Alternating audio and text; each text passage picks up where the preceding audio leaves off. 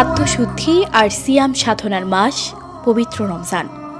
আল্লাহর দয়া এবং অনুগ্রহ লাভের আশায় বরকতময় এই মাসের অপেক্ষায় থাকেন বিশ্বের কোটি কোটি মুসল্লি। রমজানকে ঘিরে গোটা মুসলিম বিশ্বেই একটা উৎসবের আমেজ তৈরি হয়।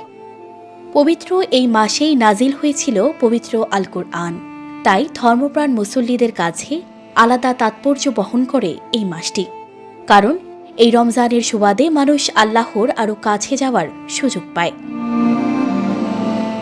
আবু হুরায়রা রাদিয়াল্লাহু তাআলা আনহু থেকে বর্ণিত, রাসূলুল্লাহ সাল্লাল্লাহু আলাইহি ওয়াসাল্লাম বলেছেন, যখন রমজান মাসের প্রথম রাতের আগমন ঘটে তখন দুষ্ট জিন ও শয়তানদের বন্দী করা হয়। জাহান্নামের দরজাগুলো বন্ধ করে দেয়া হয়, সেই সাথে খুলে দেয়া হয় জান্নাতের দরজাগুলো।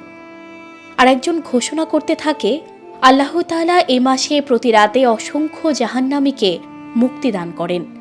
এই হাদিস থেকে বোঝা যায় রমজান মাস উপলক্ষে আল্লাহ তাআলার পক্ষ থেকে বান্দার জন্য 4টি উপহারের কথা বর্ণিত হয়েছে।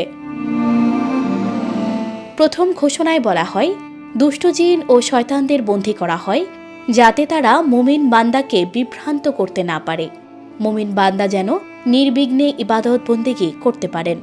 দ্বিতীয় ঘোষণায় বলা হয়, এ মাসে জাহান্নামের দরজাগুলো বন্ধ করে দেয়া হয় আর জান্নাতের দরজা খুলে দেয়া হয়, অর্থাৎ ভালো ও কল্যাণের দরজা খুলে দেয়া হয়। তৃতীয় ঘোষণায় উল্লেখ করা হয়েছে, ঈমানদাররা যেন ইবাদতের মাত্রা বাড়িয়ে দেয় এবং যাবতীয় খারাপ কাজ থেকে নিজেকে বিরত রাখে। অন্য যে কোনো সময়ের চেয়ে পাপের মাত্রা কমিয়ে ফেলতে নির্দেশ দেয়া হয়েছে। সবশেষ ঘোষণায় এই মাসের প্রতি রাতে অসংখ্য জাহান্নামীকে মুক্তি দান করেন আল্লাহ তাআলা। বান্দার প্রতি আল্লাহ তাআলার দয়ার আরেকটি নিদর্শন হল, তিনি রমজান মাসের প্রতি রাতে অসংখ্য বান্দাকে জাহান্নাম থেকে মুক্তি দান করেন। সানজিদা রহমান, প্রবাস খবর।